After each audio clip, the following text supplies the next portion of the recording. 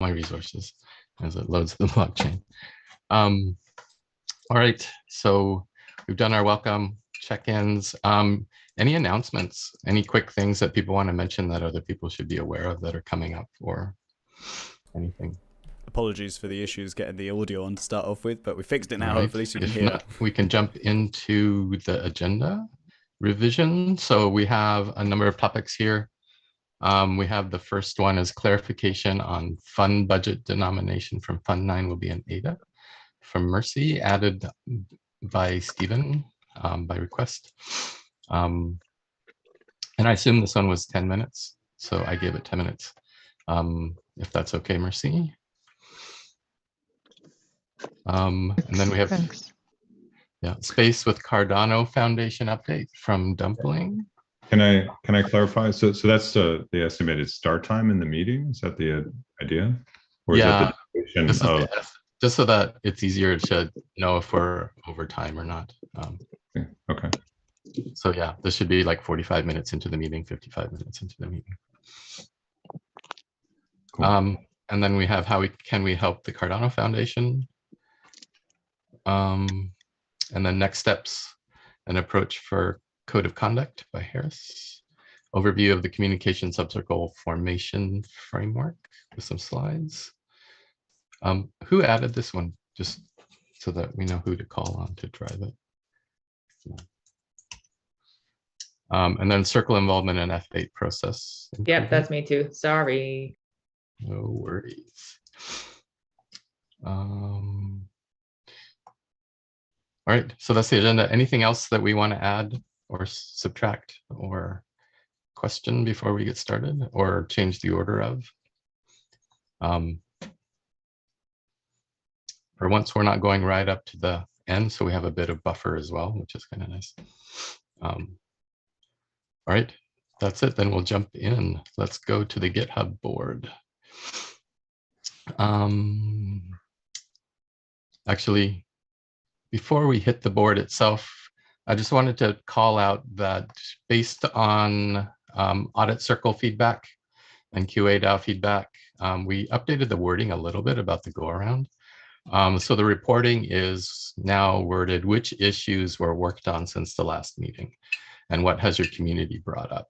Were there any decisions made since the last meeting that should be reported?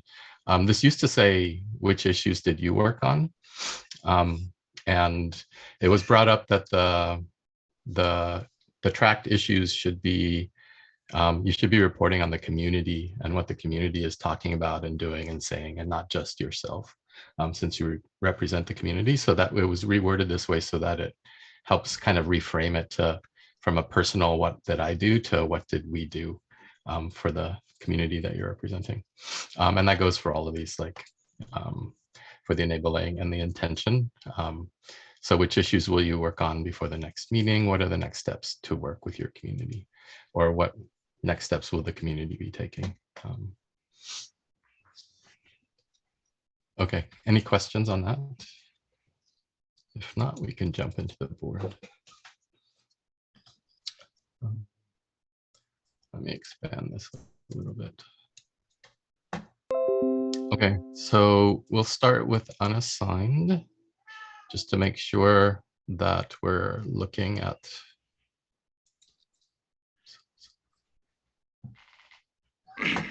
so we have method for selecting Catalyst Technical Council, which is not currently assigned. Faster funding for Catalyst projects, improve awareness of Project Catalyst. And then from tool makers and maintainers, there are no systems to track and visualize trust and participation.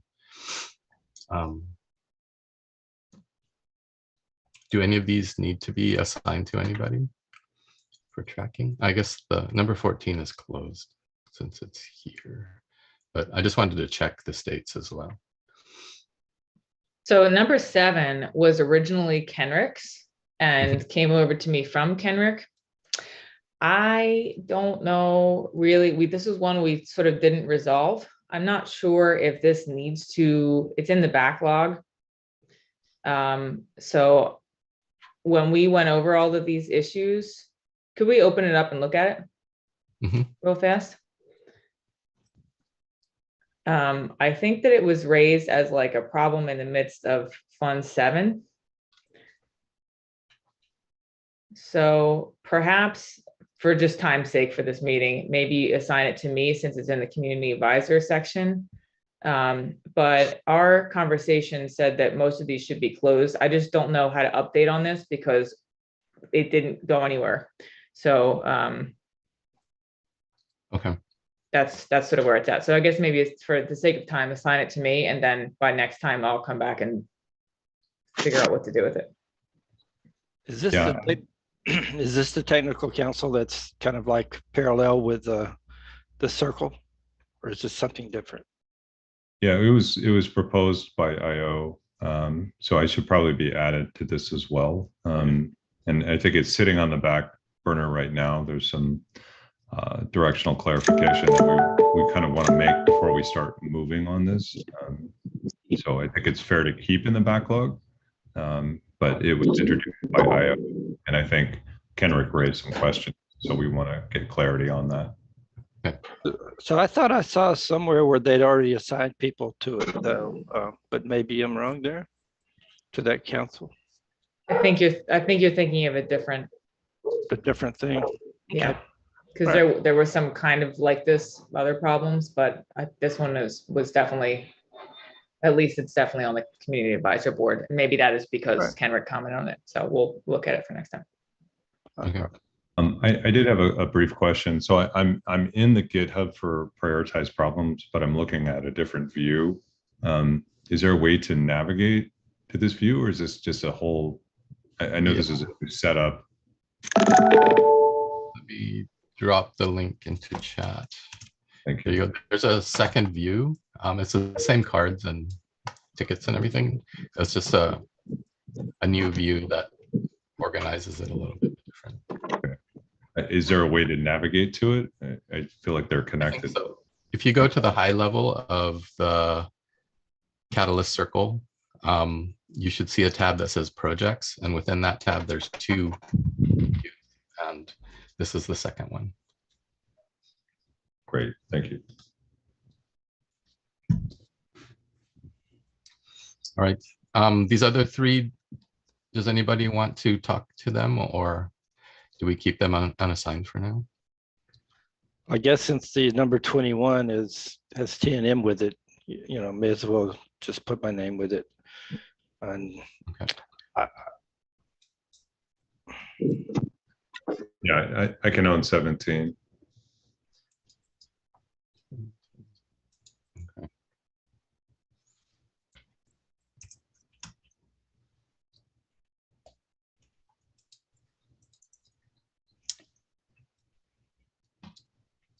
And then 14 seems to be signed off.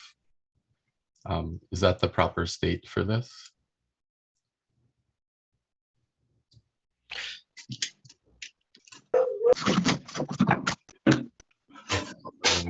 Maybe we can. Is that the equivalent of closed? I think so. And I'll talk a little bit about these in a second, because there's actually a question on one of these tickets.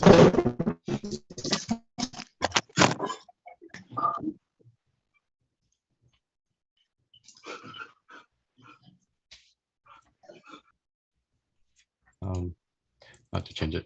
Okay, maybe we can take this offline and just make sure that everyone's okay with the final status of this ticket. All right, and we'll jump in. Actually, I wanted to raise one question. This was also brought up from the audit circle, and we need some clarity on this. Ticket number 21, professional consideration of CCV3 roles and time spent on work, is an integrated accepted. And this status means that the circle has accepted that this is an issue and that everybody has agreed to what's here. So I just wanted to make sure that that is actually the current state it should be in, or if it should be a different state, such as like rejected, canceled, or whatever. Because these cards reflect the opinion and the thoughts of the circle as a whole, not any individual person. I thought that had to do with Dimitri's proposal more so than with a circle item, but I'm not sure.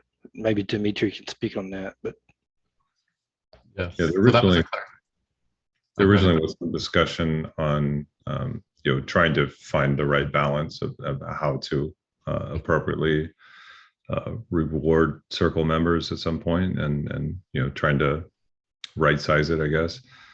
So I think that was sort of where this came from. It did turn into proposals that I think Dimitri worked on, but originally kind of came from the impetus of trying to make the compensation correct, at least.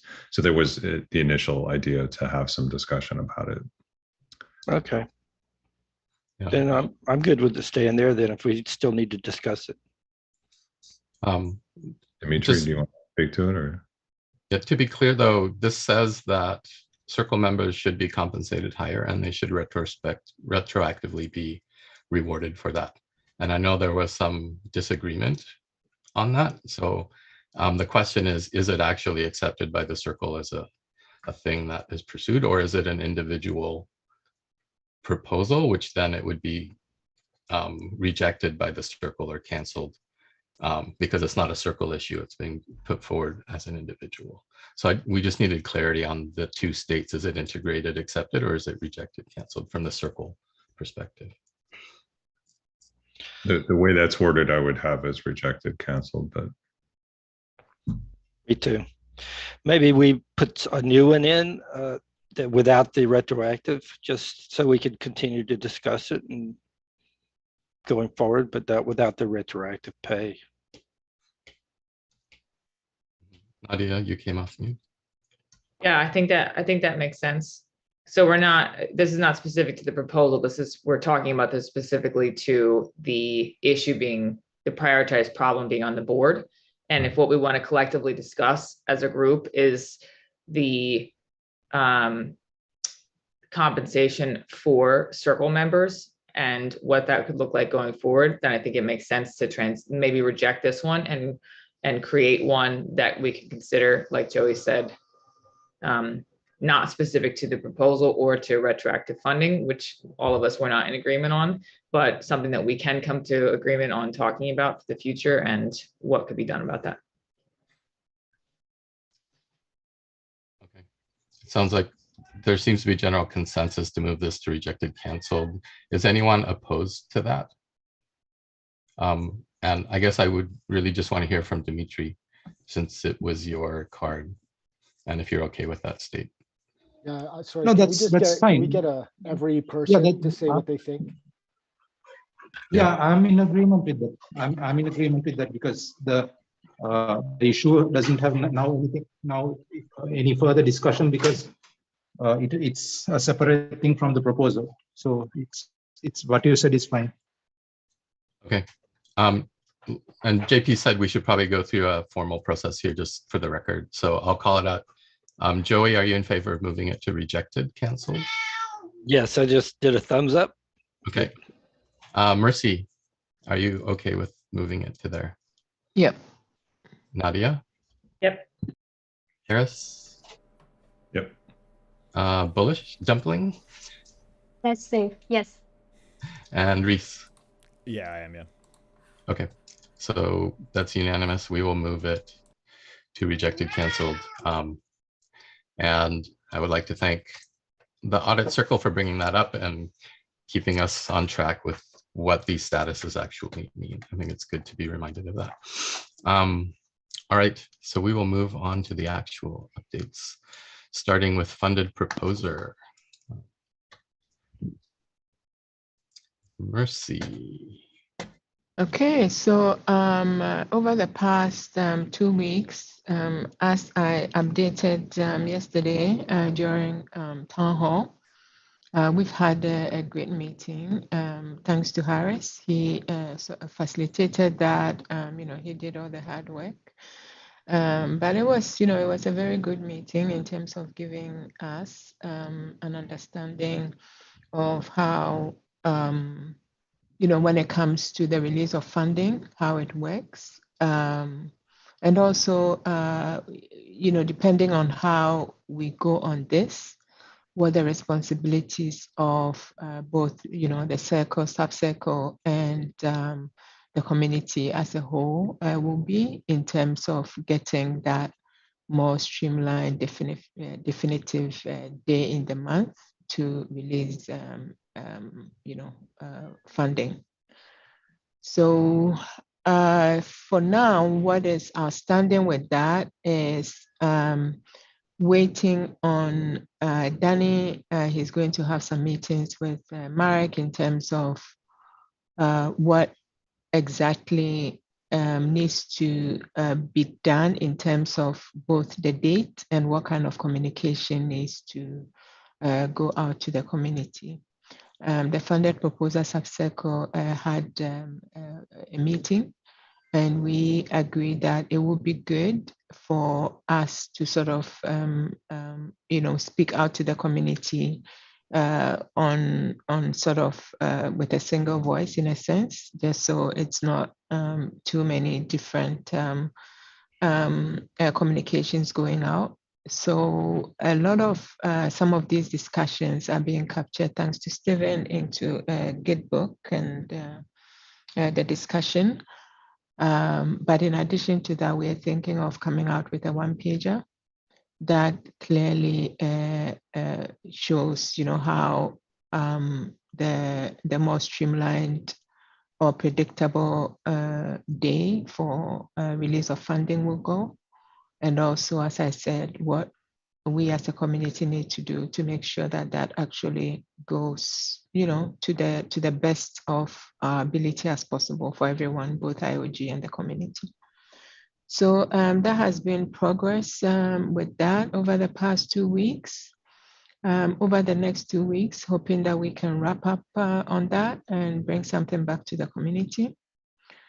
Any blockers? Not really. I wouldn't say that there are any blockers at this point with that. We just sort of, it's a waiting. Maybe the blocker is sort of the workload from the sort of Danny and Marek's side, because they need to work on the voting app and, sort of upload all those information. So I'm thinking, and this is an assumption, but it's just a dependency because I am depending on them. So that's sort of a possible blocker there. The second issue of the first issue, sorry. So I just talked about issue number 5. So in terms of issue number 4, I think I will circle that back to Rhys during his update. In terms of what the latest, developments are. So that's for funded proposals. All right, thanks, Mercy. We can move now to community advisors, Nadia. Right, so I added 2 here. Where are they? You know what? I bet I didn't put prioritized problems on there. Shoot. Okay, well, could you come back to me? I'm gonna go to them on the board and then I'll make sure they populate. Could you just maybe give me one person? Sure. Let's go to general voters. Dimitri.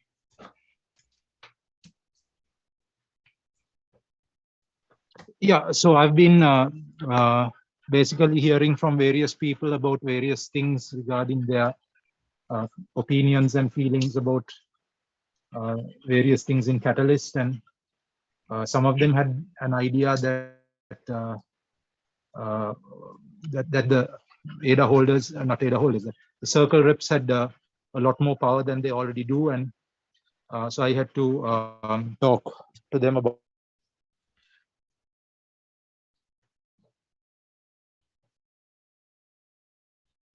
Did he drop or just me? Yeah, he cut out. Dimitri, you're cutting out and we can't hear you currently. His phone died. His phone might have died.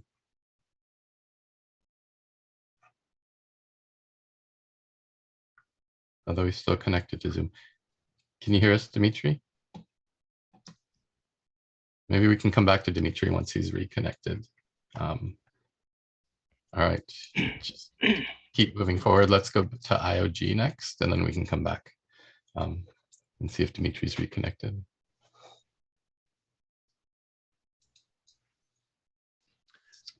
Great. So certainly an update if we sort of go from the list from the top down here. So initiated code of conduct, we certainly have had some Slack discussion. We were trying to organize a good actual breakout meeting to deliberate on this in a little bit more detail. Definitely appreciate Nadia and your support and trying to help with that effort and arrange it. So I'm grateful. Thank you for that. I think we will need to deliberate a bit further, and as part of the agenda item, we'll discuss in a little more detail coming up. Other raw problems, so related to the treasury and support to be more sustainable, item number 4. I haven't made any specific progress on that. There are, for item number 6, IO is looking at some initiatives to potentially bring better awareness to Project Catalyst. So that's why I asked to sort of assign that to me. It certainly will become a community broad topic, and there's a lot of great work that's already done in the community to educate folks on Project Catalyst. But sorry, I dropped off. Sorry, my phone died. So shall I continue? We just moved on to Harris really quick, and then we'll come back to you, Okay, Dimitri. okay, no problem, no problem. Thanks. Great. So that's number 6. Number 13, there's certainly the work related to making adjustments in terms of what the circle does and the stand-up of the concept of the Catalyst Technical Council are some ideas in terms of direction we can go to take decision-making out of IO specifically for Catalyst, and decentralizing that is certainly some of the intent of that. That is sort of stalled right now, so there hasn't been a lot of progress in that regard specifically. And the other 2 items in terms of prototyping, I know there's so I'm, I guess, co-assigned along with Joey related to the tools and maintainers. I'm not exactly sure of item number 16. Number 19 specifically, I don't know if you can double click on that one, Nori.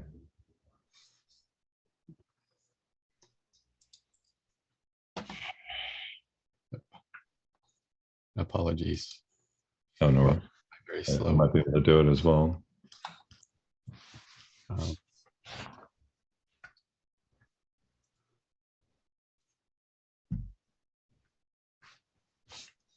So I think some of the coordination of creating the developer and governance ecosystem more effectively.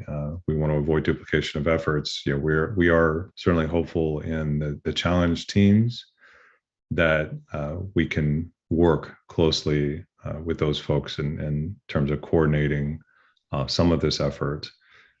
Partnerships is sort of a broader topic, and there's definitely some work that's going on from an IO perspective on that I will be able to share more in the future.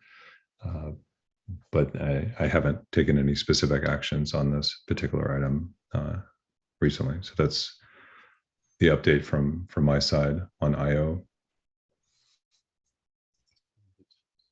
Thank you, Harris. And then we can go back to Dimitri and the generative builder. Yeah, what I was saying when the phone died was that I came across various misconceptions being held by people, which I had to address and kind of tell them that the circle reps don't have any decision-making power in terms of either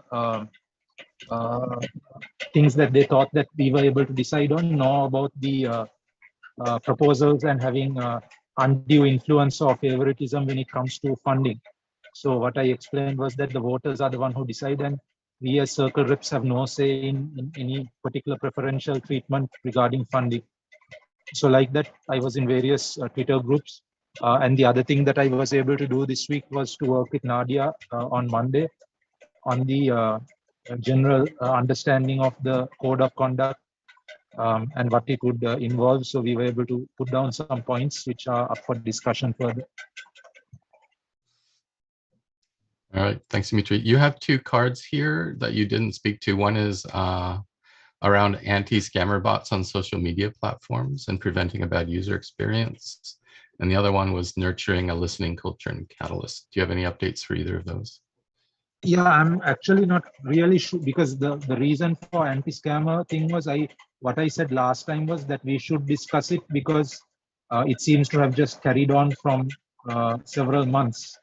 So I have not got any particular feedback, because I am at the moment not aware of what progress has been made on that area prior to us coming in. So so it's just that I wanted us to have a discussion, not that I have any particular knowledge about it thus far. So if it's something that we can as a group have a discussion about and see, or we can table it, or we can push it back to consideration the previous level, that's all that my intention is, because I have no other knowledge about it. I just wanted to get some sort of traction going on it if possible. On the second matter, on the listening culture, it's still as it was last time, because I put down in detail certain feelings or thoughts that I had about that.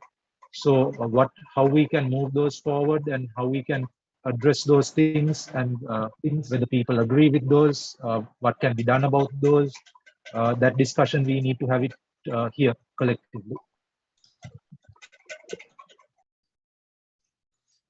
All right, thanks for the updates.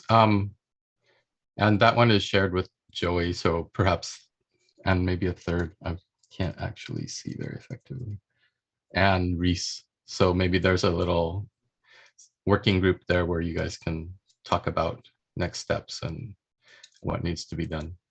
All right, and then we can go back to Nadia for community advisory. Thanks. I didn't have the correct project chosen, so they should populate now. Can you refresh that, because there should be 4 there. It's refreshing. It just Okay, cool. will take a second or 2 or 10. What happens when you do a lot of things, right? I have very little going on. I just have the new Daedalus wallet doing stuff, and it's a pig. There they are. Perfect. Okay, so I had a great prioritized problem sort of process meeting with Tevo and Stephen on Monday, and that was very helpful, where we talked a lot about just a rubric for framing, creating these questions. And I found that extremely helpful in adding these questions, because I had some to add to the board here. And so I used that. And maybe when we look at these, we'll talk about it a little bit, but the VCA community. So I tried to phrase these as problems, needs to prioritize and solve F8 sense issues for Fund 9. So if you want to open it, we have a list now that has been compiled of what has been distilled into about 33 different issues, which are like pre-problems that the community has sensed, with different recommendations and suggestions underneath them. And now we need to solve for them. So the sensing of them is done, and we need to actually go through. So this 4-question rubric, the first one is write the problem. And then I used the 3 of those questions to try to frame this up a little bit. Why is solving this problem important to the mission of Project Catalyst? Can you articulate the gap between the current state and the expected or envisioned state? And how might the value of solving this problem be quantified and or measured? I found that very helpful in putting this together. So if these sense issues are allowed to remain, gaps in the process will widen and the gaming of the system could increase, crippling our good work and slowing the entire Fund 9 process. So we have this list of issues, and happily, the CAVCA group and particularly the communications team has been working a lot on creating a process so that we can take these issues and actually work them into subcircles and solve them. So I'm raising this because it is something that exists right now, and it is about to go into a potential process for solution. And I would like to have that whole process logged as we're creating a little bit of a model for solving it, which is something I'll talk about in the agenda later on. So this is the beginning of that. We have these issues, they need to get solved, and we need to be able to have a process to do that. So this is the first one. And then the second issue, or the second prioritized problem that I added is one that we talked a little bit about 2 weeks ago in our circle meeting, but I think is sort of coming to a head, which is that the proposer group and the proposal process itself lack official representation for issue solving. Mercy brought this up, and she and I have been tag teaming, trying to help solve some of the proposal stuff and the greater Fund 8 issues with this Fund 8 discovery session joint after town hall that was held 2 weeks ago, and we're holding a follow-up to. So there's a great community effort around that right now, but it does raise a larger question, which is like for Fund 9, we are sort of tag teaming and like stopgap addressing this, but should it receive more consideration in the future, who becomes the owner of issues related to the proposing process? And should there be some kind of representative, because this stakeholder group is much different than a funded proposer group? So does it require representation, or is there anything that we need to do here to consider it? So I think this is beginning here and probably can go into the researching stage. Maybe that's part of just solving for it right now, or maybe it is needs a little bit more of an official context. So there's that. And hopefully that is something that the community can weigh in on as well. Go ahead, Harris. So as far as engaging challenge teams in this process, is that something you folks are working with? Because ultimately a grouping of proposals and maybe some of that oversight might be done through that group. Has it been something that's been introduced? Yeah, so what we did is just came broadly at it and said, everyone come together in this after town hall. Mercy and I are going to hold the space for it. Everyone can come talk about it.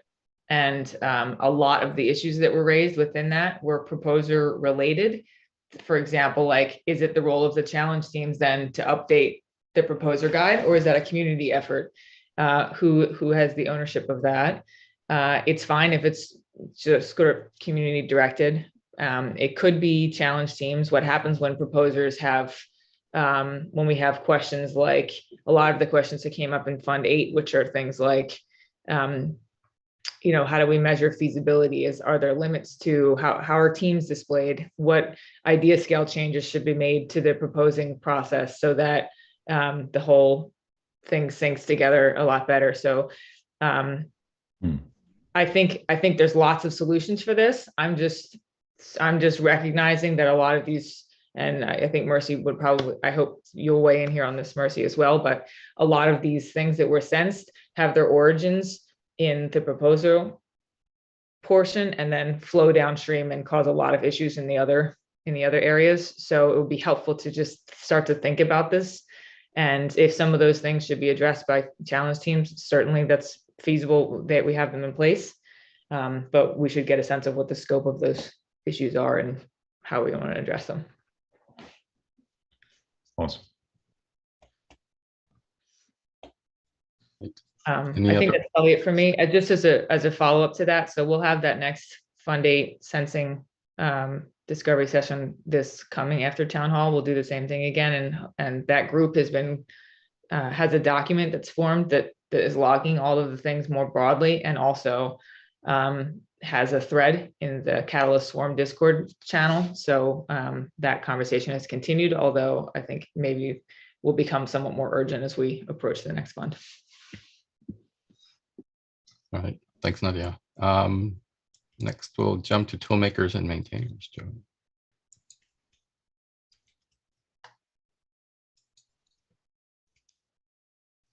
some point. It will come up.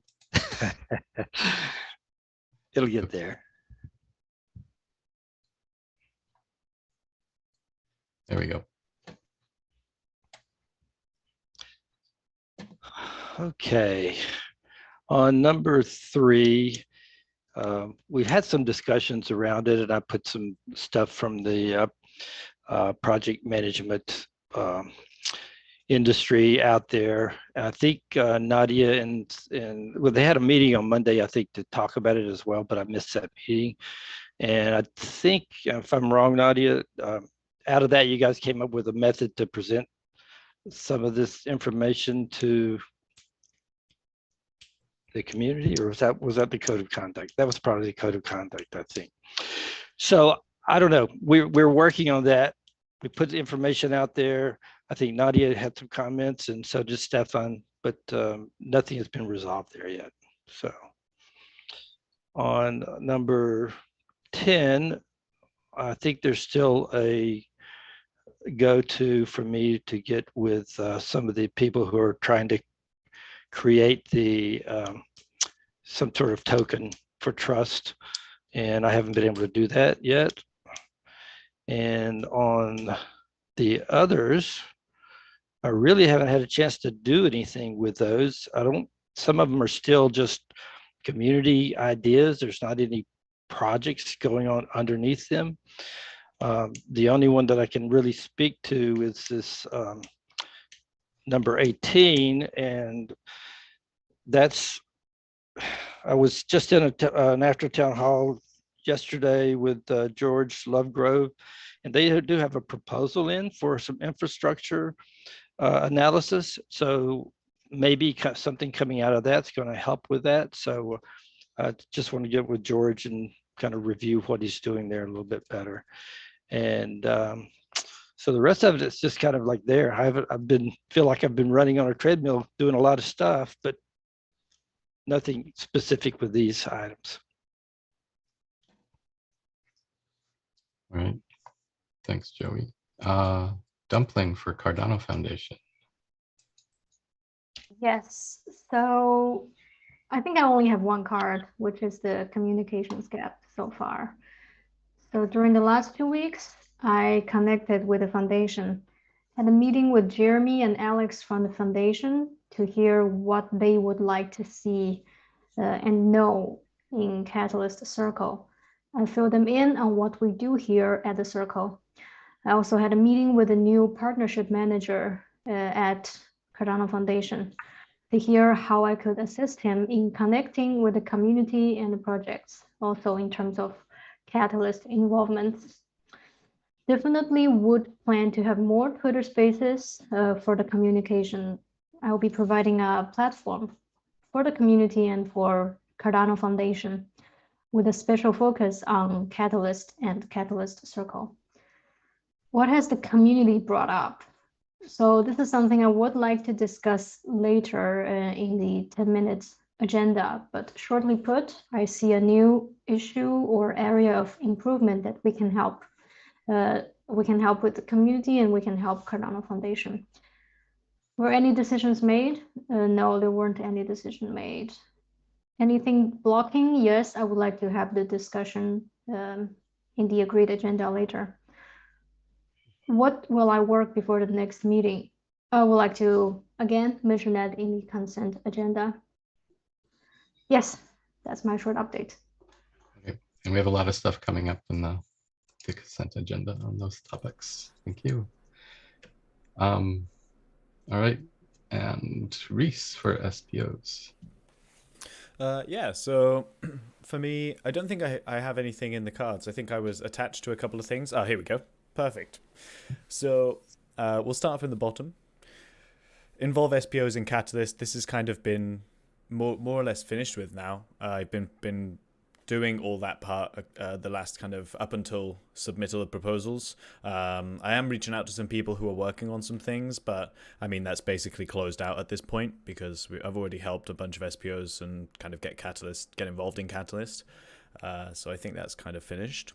Then we've got a lack of permanent or undefined miscellaneous challenges. So I'm working with some SPOs to figure out. I've been chatting with a bunch of SPOs basically. We haven't really been working with them, but we've been trying to figure out what would be an appropriate challenge setting for SPOs, because there's so much that they could be doing or could be requesting funding for. But it would only make sense to have one SPO challenge, you know, like in Fund 7 there were like 2 or 3, and it was just a bit of a mess because you didn't know what one to get involved with, if you were going to get involved in any, and they were kind of very loosely defined and it wasn't very structured. So yeah, so that's kind of in the process, having some discussions, which is good. Then we've got how to nurture a listening culture in Catalyst. I mean, that's what the circle's for. From my perspective, you know, that's kind of what our role is, right? Is to provide that kind of to create that listening culture with our various communities. There were 2 other points. As you said before, we should probably just find time for Dimitri and Joey and myself to sit down and actually discuss these things properly, because I think that's a good way to kind of move that particular card forward. But there were 2 other things. So that Joey was put in that I think I was supposed to be attached to last time, but I wasn't actually connected to this GitHub, like the Catalyst organization. I think I was on the previous one. And that is systems to track trust. So I was having a chat with some of the people who are involved in Atala to see if there was an easy to implement kind of scope that we could work on there, you know, where we could try and implement something. But there is the short answer. Of course there is.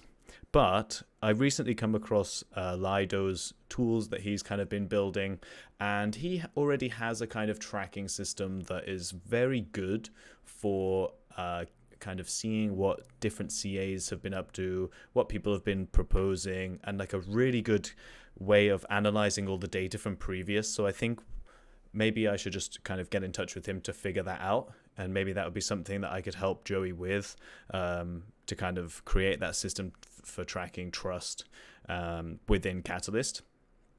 And the other thing is onboarding an intro to Catalyst. So I've been in touch with the Catalyst school. I had a meeting with TiVo today. I've been kind of thinking a lot about how we can create a better, or like a central hub for onboarding people into Catalyst. And I've been working with him to kind of get some documentation of some kind together, create a kind of plan and a scope of works for what would be needed for that. I think we've got quite a good idea on how we could put that forward. So I'm hoping that in probably by the next meeting, I could kind of present that to you guys and you can see what you think, because I'll be ready for some proper feedback from you as the Catalyst Circle for your input as well. So I don't know if we should put that down for maybe for the next meeting to actually have 10 minutes where I present that for you guys. But I think that would be a good time to actually do it properly. Was there anything else? Oh yeah, there was one other thing. So this might come up, sorry for going on a little long, but there's one other thing that's come up, which I've seen a lot in the last kind of 2 weeks since our previous discussions about people misinterpreting what our roles were in the circle. And what I found is that a lot of people are hearing different things off other members of the community who have nothing or very little to do with Catalyst, who are where things like information's getting tied, it's getting misinterpreted, it's getting blown up out of proportion. And I've had to join spaces and interrupt conversations multiple times in the last 2 weeks, where I've had to explain that what people don't understand what we're up to, and B, what involvement we've had in what happened with Dimitri. You know, we've been, as a circle, been accused of doing things and trying to push Dimitri out, or try and make Dimitri look like some villain or something like that, which I don't think any of us have. And I know from Dimitri personally saying to us, you know, he doesn't think we have either. But yeah, there's been a lot of miscommunication within the community about what we're up to.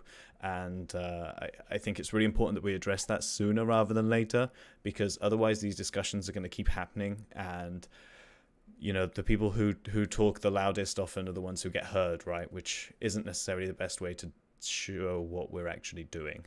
So just something to think about, and something that maybe we can address sooner rather than later. Thanks, Rhys. And I just wanted to circle back since we did it for the other one. This one, the SPOs involved in Catalyst are currently in the state integrated accepted. And I just want to make sure that we have enough data here and that the outcomes of this are clear to the circle so that everyone can agree that from a circle perspective that this is integrated accepted. So I'm just wondering, do we need a little more detail on this card on what was done and how it was resolved? And is it ready to be moved into a closed state that everyone can agree on? Yeah, sorry, actually seeing this just quickly. So I spoke with Rebecca from IOG, who's been helping Ben with the community calls. And we have the option to do a breakout room for SPOs, but we haven't been able to actually coordinate to figure that out yet. So maybe on the next one, we'll be able to actually do that properly. When I spoke to her before, she let me come in and chat. But in the last one, we didn't have time to kind of coordinate that. However, what I do want to do is try and have in the next, after town hall, have a breakout room there. I know I can easily just organize that. So I'll just have it on record here on our call that we're going to get that done. And then I'll start doing them as well. Okay, and my question is, should this be in one of the closed states or should we reopen it so that if there's still stuff going on? And then one suggestion I might have is Nadia has a really great format that she's introduced in her 2 new cards around like, what's the gap? What's the problem statement? What does success look like? And maybe if we can reframe these that way, it's easier to tell when we get to a done state, Nadia. Yeah, that rubric has its origins in governance now. So that was introduced by Stephen as a method, and I just found it helpful because sometimes framing a question is really complicated, and figuring out what to do about it is hard to do. You understand it, but so I will put that mirror board in here so that you guys can see it, and maybe that's just a good beginning. It has the questions there, but it gives you a sense of context and what happens as a result of it. So just like a organizational rubric. Yeah, I actually agree that maybe I should format this in this way. So what I'll do is we'll leave it here for now. I'll fill in the details so that I can report properly back in the next meeting, and then we can actually address whether or not to sign it off. But with a bit more information, because at the minute it's just been responding to a Trello card that was initially put in and doesn't really show any of the work that I've done to address it, right? Okay, so is it okay to put it back into in progress and then we can close it off? Yeah, that's fine. Next time if you do all that. Yeah, perfect. I'll put the link to this in the chat, and maybe JP, it could be added to the agenda so people could see it if they wanted to.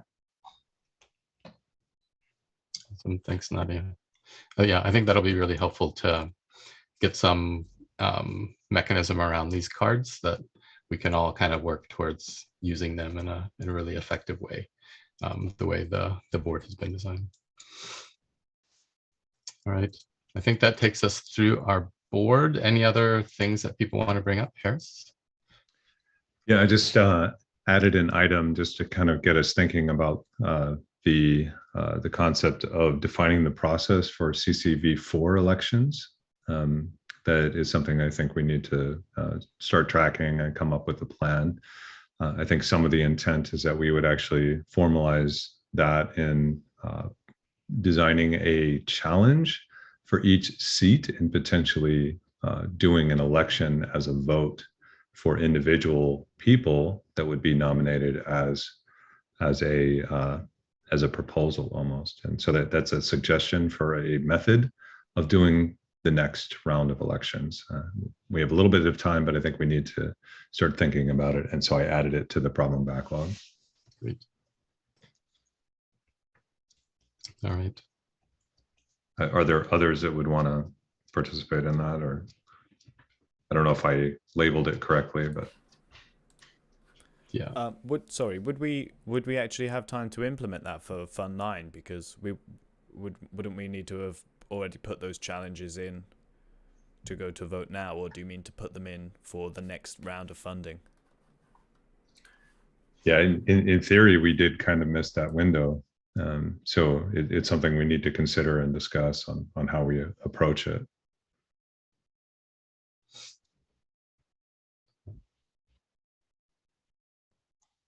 Yeah. Anybody else aside from Harris want to be working on that? It seems I like would something like to work we're all working on. No. Yeah, probably all of us have to work on it, but Everybody, yeah. definitely me. Okay. We'll leave Harris there to be the driver, but have the circle work on it. Yeah, I think that's an everyone problem, isn't it? Yeah. Yeah, it's in our charter of activities that we do. So we Maybe So does that mean that the okay, so one issue was if it's going in as a proposal and it hasn't gone in at Fund 9, how will that be managed? My second question would be, does it mean that the people, whoever is running for it, have to be known right now, let's to say 3 months before or whatever, so that they will do some sort of a activity to prove their worthiness to be in the seat? Is that what it means? Yeah, so potentially it could be that a challenge is created, and then as proposals are made, then people are sort of self-nominating themselves into that. So it probably deserves its own agenda item that we can put on next time. But I just noticed that it wasn't on the backlog, so I just wanted to add it. Thanks, Harris. And yeah, we probably shouldn't talk about the solutions for that here. We can move that to next week or the week after. All right. Let's leave the prioritized problem board and come back to the agenda.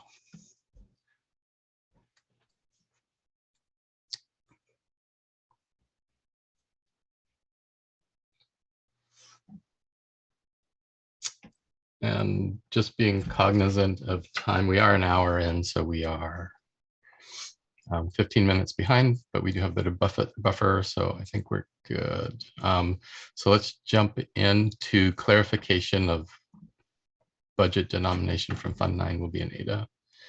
Mercy. Yes, so not this week, but I mean, not yesterday, but the week before, Chris gave a presentation regarding how Fund 9 could look like in terms of how much the cap will be.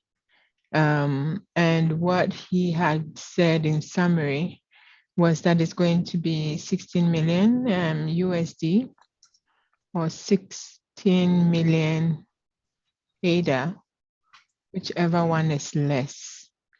Following that, there has been some discussions in the community. I myself have talked to a few people, and everybody has sort of a different understanding what that means. So I am hoping that we can get some clarification on that. We gave Harris a heads up, and he is happy to talk to that. So I won't waste any more time talking about, I think most of us know what was said in town hall, and maybe we can give Harris a chance to talk. And then if we have any further questions, I think that would be a better way to go. Thanks. Thanks, Mercy.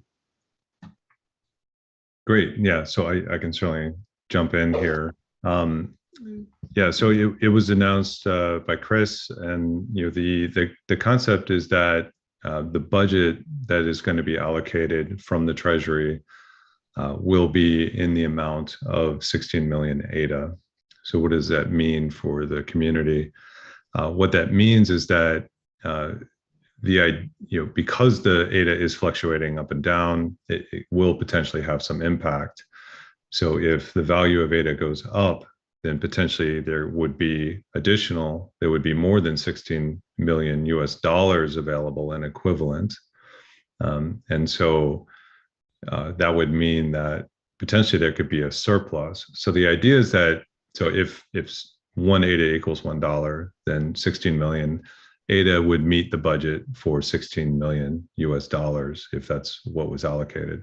if the value goes up, then the amount of US dollars actually increases. And so what we're suggesting is that if the value goes up, we would cap the amount that would be budgeted toward that fund to 16 million US dollars. If the value goes down, then potentially there would be less than $16 million available. We're asking that the proposal still be in US dollars, because that is something that can be equated to the teams. The impact potentially is that if the value changes dramatically, that potentially there would be less teams that would actually receive funding, or less proposals that would receive funding. The idea is that if the value goes up, that we would still retain the cap of 16 million, and there would be an additional amount that would be available for future adjustments, and would become somewhat of a slush amount that could be added to compensate if there is a dramatic swing. Potentially, if there is dramatic changes in what's happening, we can certainly readdress and investigate, if we can do some, make additional treasury requests to get additional funds. But the idea is that it's sort of a budgetary sort of thing, and the intent is that if you need a certain amount for your team, for your proposal, that you're able to get that, and that, okay, I've made the request for that in US dollars, and you will get that in US dollars, that equivalent at the time of a translation. So ultimately, our objective is to try to get us into a state where we have some type of stable coin or some kind of stable environment. But we are looking to try to sort of increase our responsibility in the Treasury. It also, by placing a cap in general, is going to allow us to slow down a little bit and not double in size. And so that's certainly something where we really want to take time and breathe. We're actually looking at trying to build a little bit more time in starting the next fund, to make sure that we're having our systems and processes in place, and stabilize that feedback loop kind of in general. So we want to make sure that proposers can still plan effectively, put those proposals in US dollars, but at the time of the actual allocation, depending on the votes, we have a current process in place in terms of addressing how much funds are left, how much is available for that next proposal that scored the next highest. And so there's a process in place of doing that systematically and openly, and we share those results with the community. But certainly happy to take any questions, but I don't know if that clarifies the open questions that were there, Mercy, but happy to take further questions on that. Joey? Yeah, so let's say I'm a funded proposal, and let's say I have $1,000 in my proposal for marketing. If ADA goes above let's say that was dollar for dollar when I put in the proposal, but let's say it goes $1.25, I still get $1,000 in my fund for my marketing. Let's say it goes down to 50 cents. Do I still get $1,000 in my fund for marketing, or do I get less than $1,000? You would get the $1,000 as a funded proposer. So again, there's a couple points of conversion, right? So we'll start with the ADA as the original denomination. We want to honor your $1,000 request, and so at the time of funding, there is a conversion that takes place that says, okay, we need to give Joey $1,000. His proposal won. He's in the list and will be funded. And so there's a conversion that happens that says, okay, at this moment in time, $1,000 equals this much ADA, and that's the amount that you would receive. And so then it is confusing because it is an ADA when we send it to you, and you can then convert it to US dollars if you want to, or you could leave it in ADA and take it along for the ride. But we certainly would love us to all be thinking in ADA at some point soon, but we know that there is a dependency as you're writing these proposals to make sure that that if you need $1,000 to budget, and that's how much it costs in US dollars to implement, that you're getting that amount. So that is important, that we're not throwing that wild adjustment on your lap. Does that answer your question, Joy? Yeah, I think so. I guess my concern was that if you proposed for 1,000 and ADA went down and you only got 800, that would be a problem. But if you're still going to get 1,000 no matter what, that's good. You can budget for that. Yeah, great. Mercy. Yes, thanks for that, Harry. So I think that it's good that we are sort of capping things at this point so that we can get the processes nailed down. But I'm wondering, so the points of conversion, I think that is where the issue is. And I think that maybe if we can get more clarification on what the points or where the points of conversion is or how many there are, then maybe that can, bring a bit more clarity. Because right now what I'm hearing is that one major point of conversion will be when the voting is done for Fund 9 and monies need to be disbursed.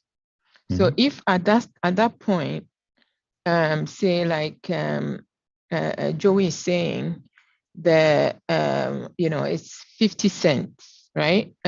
Say to ADA. Then what happens is that less projects will get funded. Is that correct? That's correct. Right. Okay. Is there any other points of conversion, or this is the one and only one? So since we're receiving from the Treasury and ADA, there's no conversion point there. There previously was, and so that actually smooths that piece and makes it dependable and understandable how much of the Treasury is being allocated for the purpose of Catalyst. And so that we receive in ADA now and sits in ADA and stays there. And so the point of conversion really is at the time of funding. Right. Okay, so hypothetically, right? I ask for 1,000. Let's just stay with what Joey example is.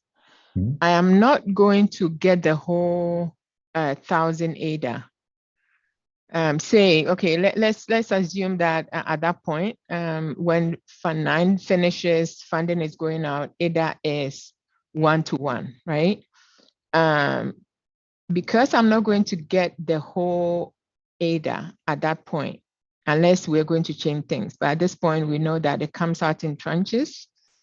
Does it mean that the 1,000 is allocated to, say, this marketing budget, and then divided into 3 accordingly? Or when funding is going to go out for the next tranche, there is another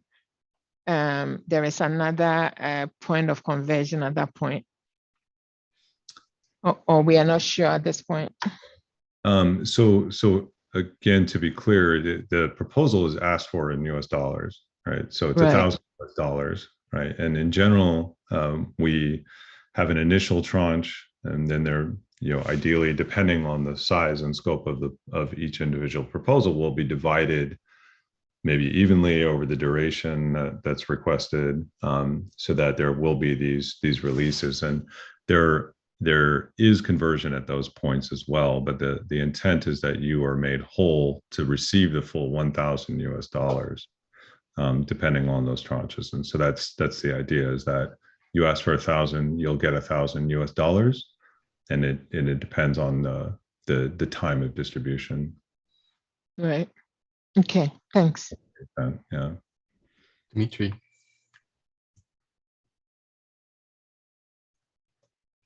Okay, so as it stands now, if you ask for $1,000 and ADA had gone up to $2, we'll get only 500 ADA. And if ADA had gone down to 50 cents, we would get 2,000 ADA. So the amount of ADA that we get would be flexible. Now, as I understand it, I may be wrong. If you are releasing ADA, then you'll get the $1,000 depending on how much of the exchange rate is. So if it's gone to say 50 cents, you'll get 2,000 ADA. But then is that the exchange rate that remains? Because one of the statements was made was there will be 16 million ADA.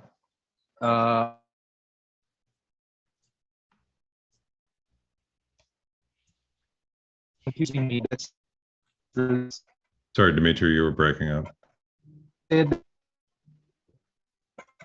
Okay. $16 I'm sorry, we can't hear the question, Dimitri. Yeah, you're breaking up really badly, Dimitri. Can you put it in chat? Yeah, that could be helpful. But maybe I caught most of it, and I have a similar question because I understand the conversion points and in tranches, and the desire is still to make the proposers whole in their US budget amounts. However, if that is the case and the price of ADA goes down versus the US dollar over time, then the amount of total ADA needed to be paid out at each of those tranches will go up, which exceed the 16 million cap. That's right. So how is that situation handled? I think that's the big question right there. Yeah. Is it capped? Because it would require more ADA than the 16 million if ADA keeps going down. That's true. So there's going to be some fluctuation in the market, and this is ideally a temporary situation in terms of the adjustment. And the goal, again, if ADA does go up, and we all hope it will, then if we've secured that, then the value is actually higher. So we would still cap it at 16 million, and then we would have a little bit of additional buffer to accommodate other fluctuations, right?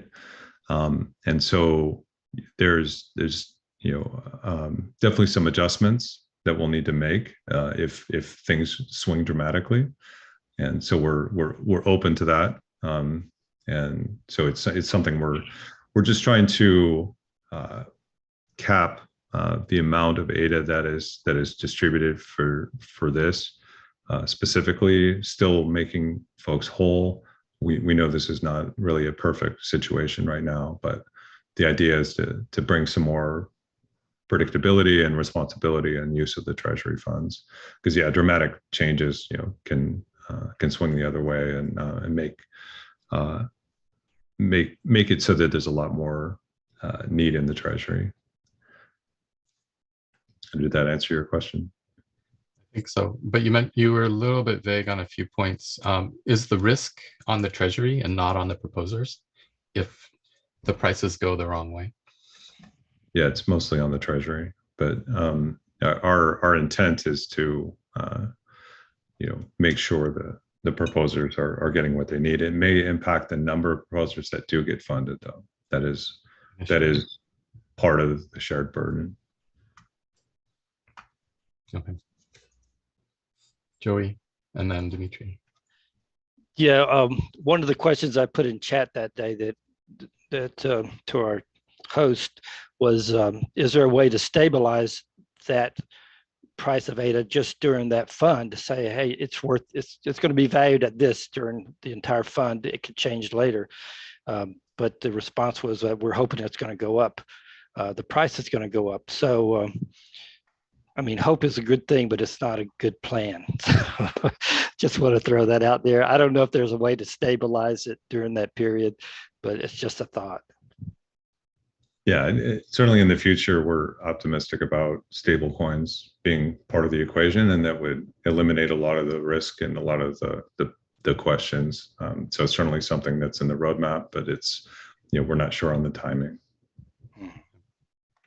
Thanks, Rhys. And we can take Dimitri as the last comment, but we need to move on or we're going to run out of time.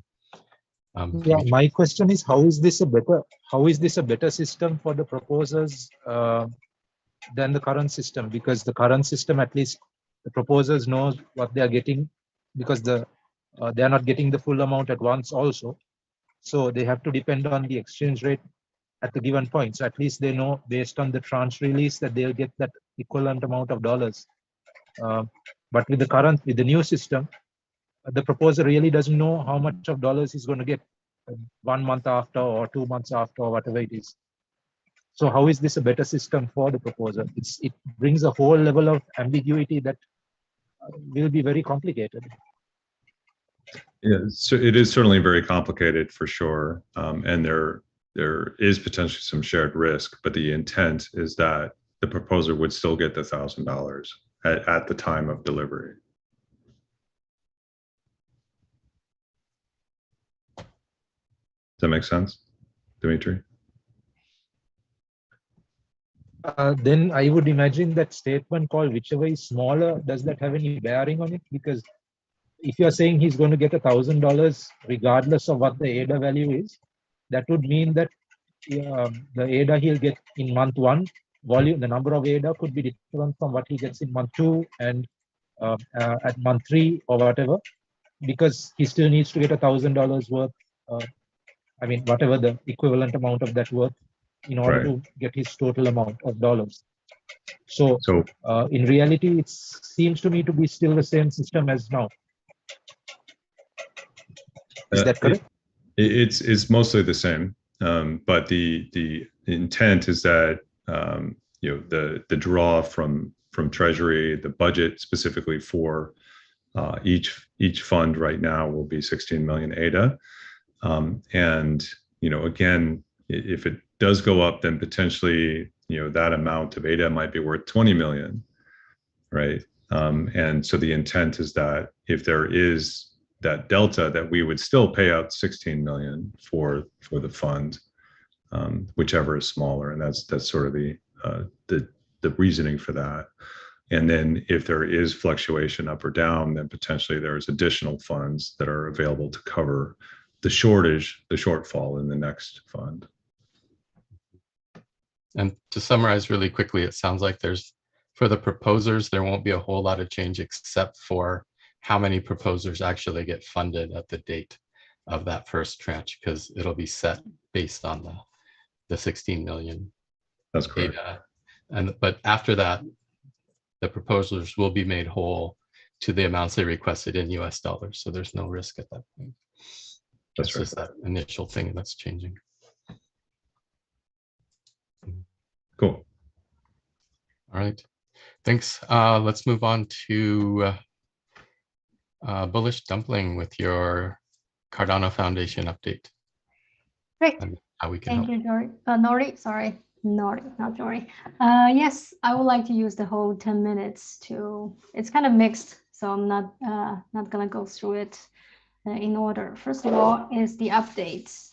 Quick update. Basically, for all who missed that Twitter space, Frederick got on the space and talked a little bit about his views on Voltaire and CF's involvement in Catalyst and Catalyst Circle. I have 3 salient points that he mentioned. First is his view on Voltaire. It's quite inspirational, interesting. He says, Voltaire is more than democracy. It's a chance to having a voice, an opportunity to having a vote. I think that was very well said. We need to cherish this opportunity as voters, as community advisors, as representatives. As also, this is not only a privilege, but also a responsibility for all of us here and all of us in the community to learn about Catalyst, to be involved. Secondly is about CF's future plans on involvement in Catalyst. So he touched just a little bit on what they plan to do. Certainly getting more involved in voting on challenge settings, but there was no plan or foreseeable plan for CF to be voting on actual proposals. So that definitely calmed many people's minds. He touched a little bit on the vote delegation, but couldn't say too much because IOG is mainly driving this DREPS, delegated voting program.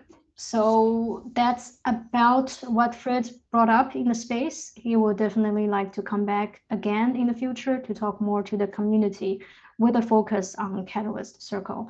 He was also asked about the question why we need a Cardano Foundation rep in the circle. So that was a really good question. He took a while to answer that. I think the too long didn't read version is we currently have it because we're still exploring what this rep can do. But he's not saying that we definitely need to have a rep moving forward into the future. If people feel the rep is not needed, then we don't need it.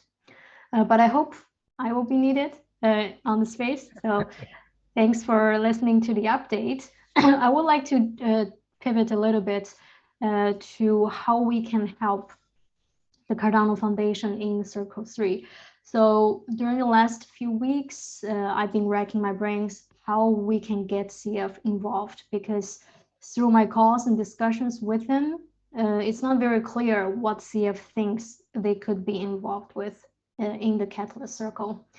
So I guess it's very much up to me and up to us here to sort of brainstorm. So if you have any suggestions about how you see CF could be involved and you see how I could help them, help the community, feel free to drop me a DM. With that said, I do have one idea that I would like to share with you. Cardano Foundation has this ambassador program. As many of you know, a lot of community members have successfully applied to become the ambassadors. But from what I hear in the community, many people are getting increasingly unhappy because the selection criteria for the ambassadorship is a bit strange according to their sentiment. Take one example, Hero Pool. He is a single pool operator. He has been doing a lot in terms of education, hosting spaces, helping people. But when he applied, he was rejected because the foundation basically told him that we are saturated in terms of the English content producers. So he was rejected on that ground. I respect and understand foundation's choice and standards, but I also see why people could feel disheartened, feeling like, you know, they've been doing this for years, they are the OGs, they just want to have recognition. It's not about the money for them, and they are not given the recognition. So I think as a foundation rep, what I can do is, first of all, share this with you so it's on your radar, and second of all, maybe figure out a way to recognize these people without really, you know, changing or shifting the foundation's own standards. If the foundation is flexible, of course, that would be best. But if they have this kind of set rule that they are not willing to change, then I think maybe we can design a recognition system just for people to feel that they are heard, they're seen, they are appreciated. So that's maybe my second card in Catalyst Circle. Wanted to share this with you and also to hear your opinions.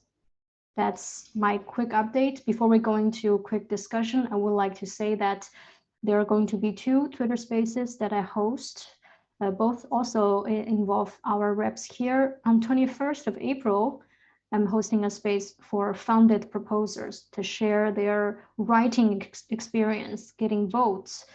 So Mercy will be there. So thanks, Mercy, for agreeing to join. Rhys, you're also invited. On 26th, I'm hosting an important space for Circle 3, Circle version 3 representatives and admins. You're all welcome to join. I know that Mercy and Rhys will join that space, but Harris and Joey and everybody else, feel free to join as well. I'm going to open this platform for the Circle 3 version 3 reps to tell the community what we do, our involvements, also the issue that Rhys mentioned earlier, very important one, we need to set records straight.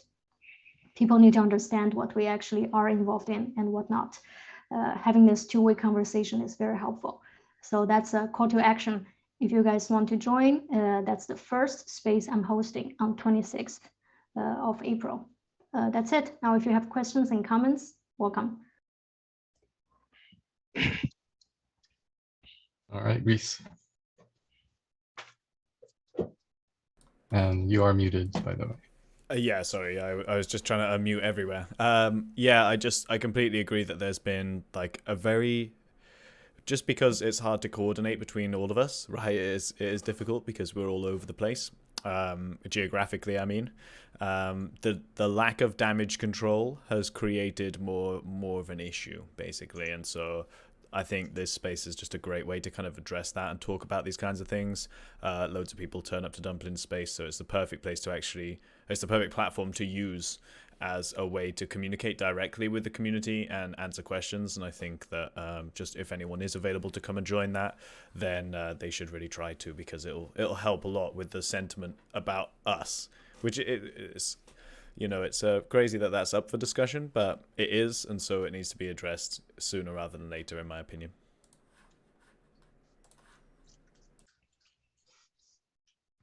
Thanks, Rhys. How can we help invite people to it? Should we channels, or what's the best way for us to continue to help you spread the word to get people there? So you already have the date and time. I'll repeat it. It's the 26th of April. The time is 3 p.m. UTC. I can't really share a link because you can only have one link for one space, and I have spaces in between, so I can't really schedule the link yet. But for now, you can already tell people on that day and at that time, there's a space for Catalyst Circle 3. If they want to really grill us, asking questions or join, they can join. Great.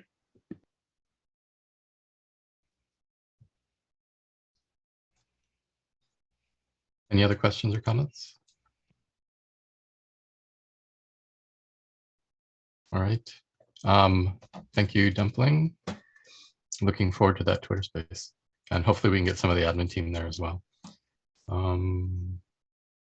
Next one is Harris. Next steps and approach for the code of conduct. Great. I just wanted to spend a little bit of time here on what we should do for next steps. I know we made some attempts to try to coordinate a time to talk. So there's a few things on my mind in terms of the approach to do this. And so I know there was a really good document, Nadia, that you put together, I think with Stephen Widenstall. And, you know, as reframing the approach of how we want to sort of open this sort of creation of code of conduct. So there's a few approaches. We could draft a version and then send that out for community feedback. We could leave it more open-ended and invite people to contribute their ideas to it, and that could be done in a couple different forums. But I think it would be important maybe for us to at least seed some of the concepts of what we'd like to see in a code of conduct. And this is really a response, you know, to the issues that we saw of you know, kind of addressing how circle members should behave, what they should and should not do. There really wasn't clear rules set. And so what we want to do is introduce the clarity of what those guidelines are of how we should behave, what becomes a conflict of interest, and really make that determination for circle members, for sub-circle members, and even potentially for the admin team of what we should and should not do, and maybe, you know, get buy-in from the community on that. So I think the intent was that we would meet. I think, you know, Nadia, you started a great thread where we can possibly contribute asynchronously and maybe add to a specific document and then bring that into a town hall discussion. So the question is, you know, where do we want to conduct this work? You know, can we prepare something in advance of next week for town hall, or does it have to be following that? I know, again, it's been very difficult for us to schedule a time to meet. So in theory, we could meet next Thursday and actually hold a discussion and actually have it as a working session where we're actually addressing this specific topic. Or we work asynchronously and bring that right to after town hall with maybe some support from the admin team in terms of facilitating the discussion with the community. But we, you know, we're ready to do that for this town hall, but we wanted to be a little bit more organized and a little bit more prepared. So that was one of the reasons we sort of deferred that. So maybe I'll take Rhys's input. Yeah, I was going to say that we use GitHub already, right? So why don't we just have a card that because we can all access the prioritized problems, where we can just add to a document as a group. And, you know, we say, look, the deadline is after Town Hall Wednesday next week when we're going to bring it to the community. And if we know that deadline's going in, the biggest issue with us previously is actually syncing up times, you know, and that's difficult because of where we all are and our lives, obviously. So if we can do something outside of a meeting, there's no need for us to sit around and talk about it like face to face like this. We could easily just be adding and contributing to a single document and commenting, and that way we can do it at our leisure, knowing that there's a deadline set. So we have to spend some time working towards it as a group, you know, and I think that would be just the easiest way for us to all contribute towards it together. Okay. Would you expect that to be a public facing document that is just attached to the ticket, and then maybe it's a Google Doc that is easily editable by the members of Circle to begin with, and then yeah, maybe that's the best way. There's no reason not to have it open to the community, you know, and I think just for the interests of transparency, it's probably better that it is, just because you know, of the fallout that's kind of happened. I think it's probably better that it is open, you know. Maybe not everyone can edit it, but maybe people can comment on it, because you can have that with Google Docs. So maybe that's the option that we should go with. But I just think that a document that we can all just add to when we or each have the time or the headspace is probably the easiest, like simplest approach, you know.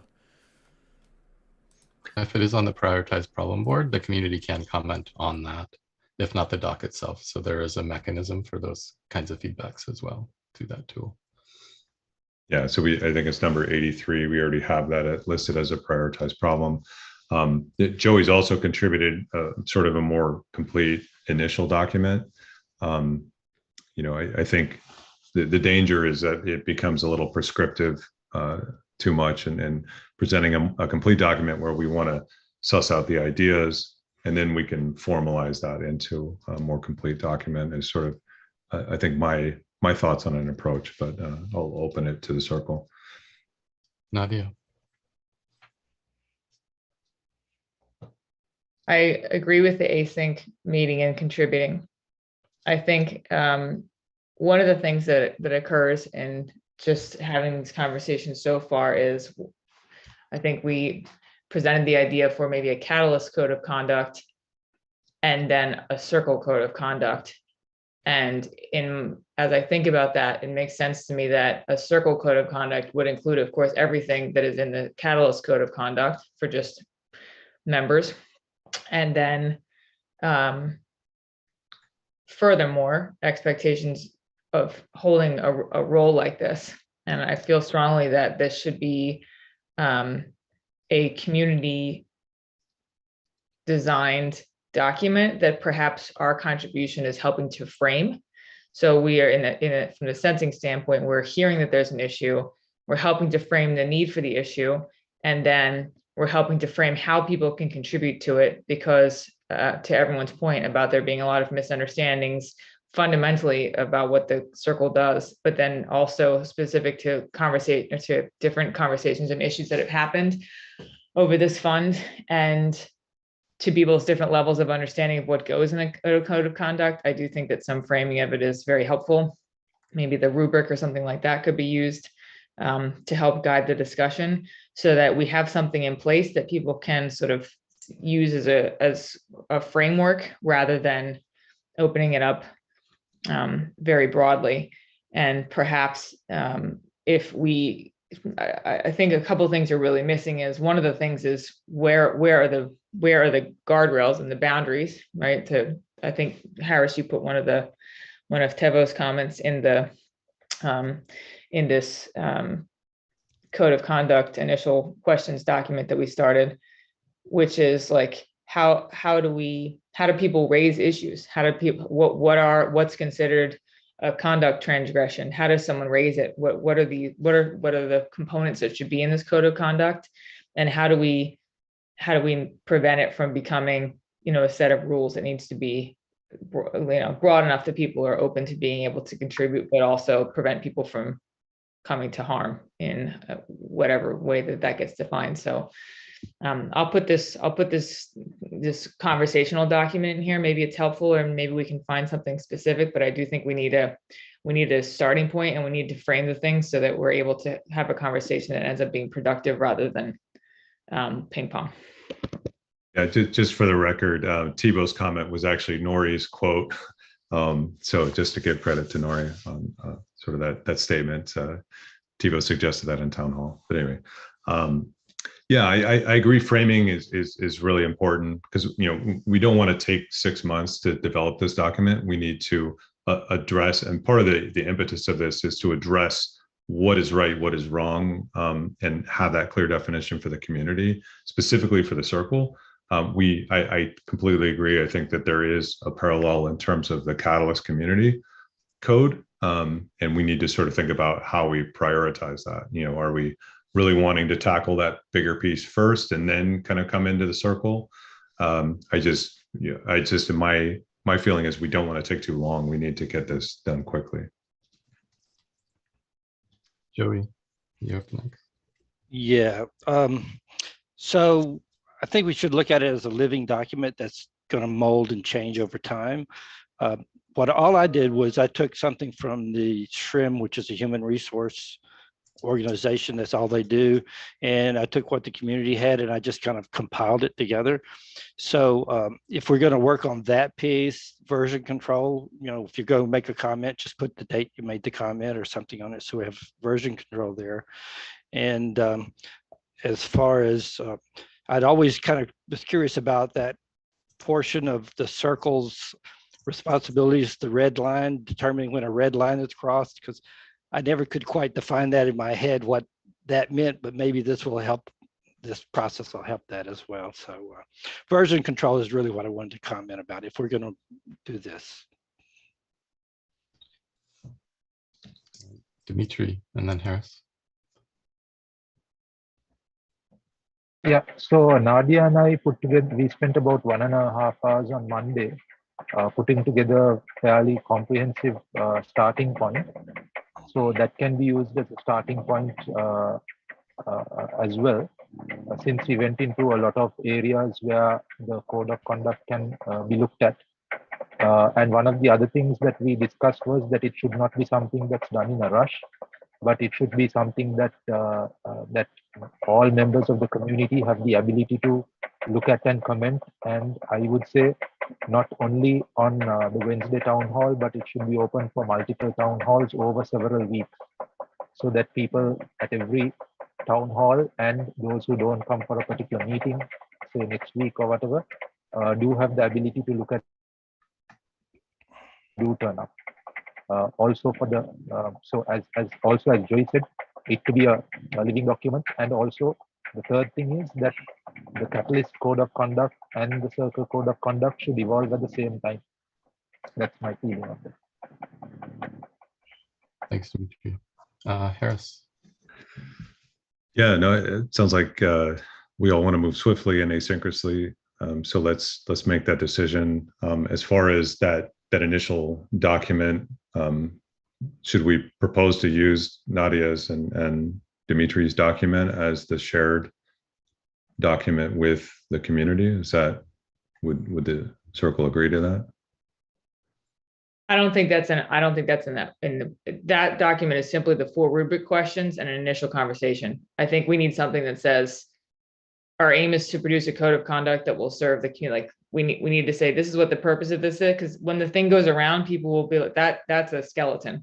I think it needs like, here's what the plan is, here's what we're doing, here's why, here's how you can contribute, like a 1-page frame for it, and then let people have it, but not just like, what do you guys think about a code of conduct, and let people have a free for all. So we need to give it a little bit of direction. That's all that I'm saying. It could be that as a beginning, because that rubric is about writing a problem and envisioning what will happen when the problem is solved. So I'm just saying it needs a little bit of something to guide it. And maybe a goal could be that we all look at that and contribute it and get it prepared so that it could start going out by X date within the next 5 to 7 days. And then we can go to different town halls like Dimitri is saying, and like was agreed upon here in the chat. But I think we should have a little bit of, let's make some deadlines that we can share with the community, so there's an understanding that it's really a priority for us and that we can give people a way to contribute to it, so that it's a community kind of driven effort. So great. No, I highly agree with what you're saying. So as far as getting that initial framing document complete, is that something we want in a working session next Thursday, or is that something that we want to try to do asynchronously? And who would work on it?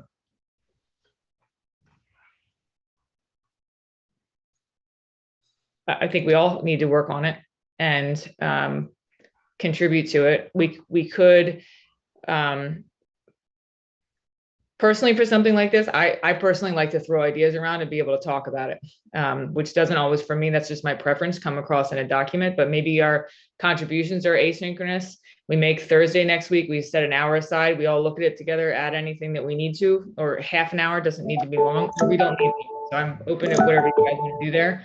But I think maybe if we make next Thursday our deadline for having something complete, and then we can send it out, and then following that, we could have an after town hall as a group the following week, and we could make that week the week that we're coming together. And then as a beginning, we can start saying like, okay, people will have this meeting as reference. We're gonna start making this document. It'll be done by this date. We'll have this after town hall this date. We invite, everyone should contribute in this kind of a way, so that we have a little bit of a series of events and deadlines, even like Dumpling putting the Twitter space out there in the future. Then we can talk about it with our groups, and they have enough lead time to feel like they can contribute and be a part of the things that are coming up. So it sounds like we're proposing to have it ready by Thursday next week. And does that mean we can create a placeholder working session meeting in the off weeks, so that it's much easier for people to schedule time, because that seemed to be really difficult. So if this time seems to work for everybody, so we can set that time aside that can be used to meet if needed for working session kind of stuff. The other thing is, we mentioned that we would bring something to town hall after town hall next week. And it sounds like we're not going to do that, because we're targeting Thursday after that day, and we'll do it the week after. So is that kind of what we're agreeing to here? And is everybody okay with that? I agree. Yeah, I agree. The way I positioned it in the slide in my update, I was not specific to next week, because it was unclear when we would have that. So I think we're okay to convene, organize, and then bring it to after town hall when we're prepared to lead that. All right. And it sounds like everyone's okay working on that document asynchronously until Thursday, and then have a meeting to just go over it. Okay. Can we agree that all the members will participate in that?